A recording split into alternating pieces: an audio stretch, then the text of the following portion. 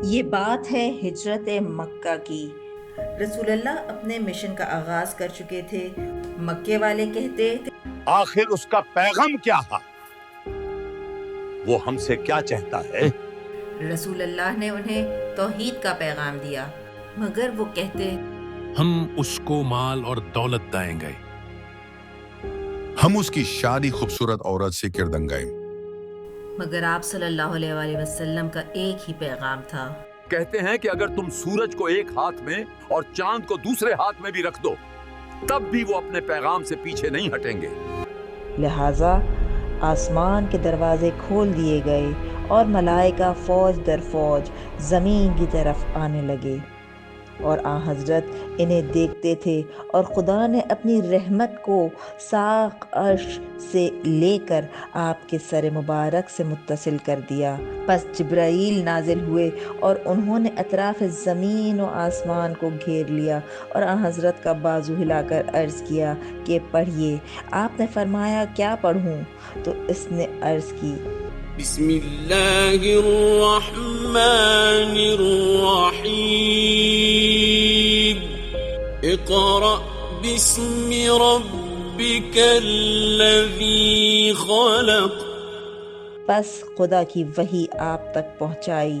ایک اور روایت ہے کہ 2 بار جبرائیل 70,000 فرشتوں کے ساتھ اور میکائیل 70,000 فرشتوں کے ساتھ نازل ہوئے، اور کرسی عزت و کرامت حضرت کے لیے ساتھ لائے، اور تاج نبوت سلطان سریر رسالت کے سر پر رکھا، لوائے حمد آپ کے ہاتھ میں دیا، اور عرض کیا اس کرسی پر تشریف رکھیں اور اپنے پروردگار کی حمد و ثنا بجا لائیں۔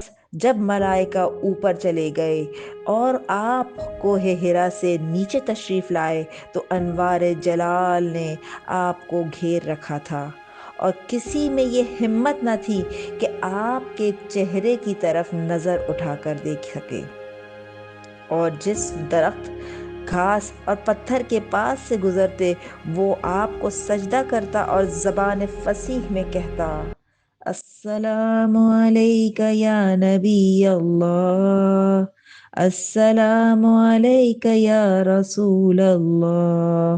کائنات کا ذرہ ذرہ رسالت مآب کی رسالت کا اقرار کر رہا تھا۔ جب حق کا سورج مکے میں طلوع ہوا تو باطل کے بادل چھا گئے، لیکن اس اندھیرے میں 2 چہرے ایسے تھے جو روشنی بن کر چمکے۔ ایک وہ جو نسب میں سہارا تھا حضرت ابو طالب، اور ایک وہ جو محبت میں پناہ بنے یعنی حضرت خدیجۃ الکبریٰ۔ ابو طالب نے قبیلے کی طاقت سے رسول رحمت کی حفاظت کی، دن میں ڈھال بنے اور رات میں نگہبان۔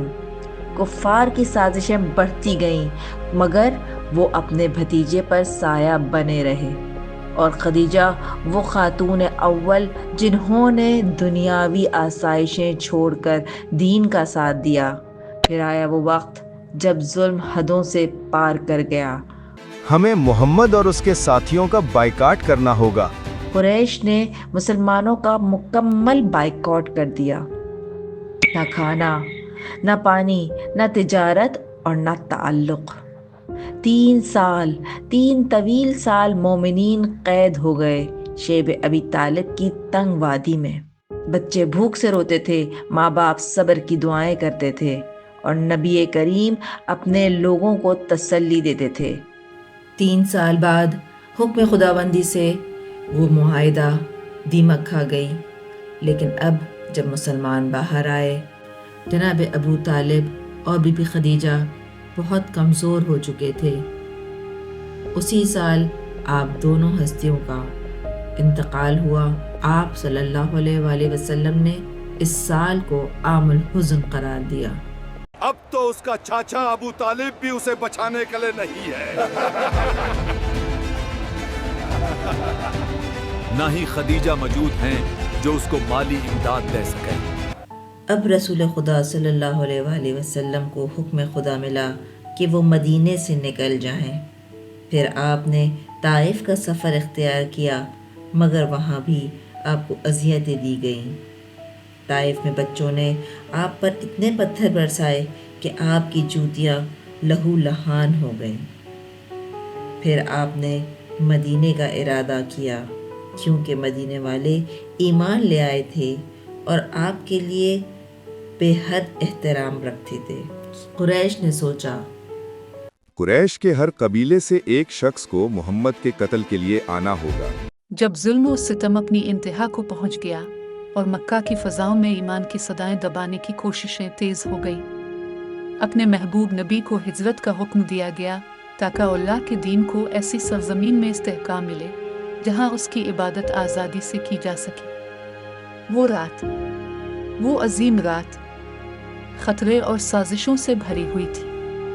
قریش کے دشمن تلواریں سوند کر رسول خدا کے دروازے کے باہر گھات لگائے بیٹھے تھے۔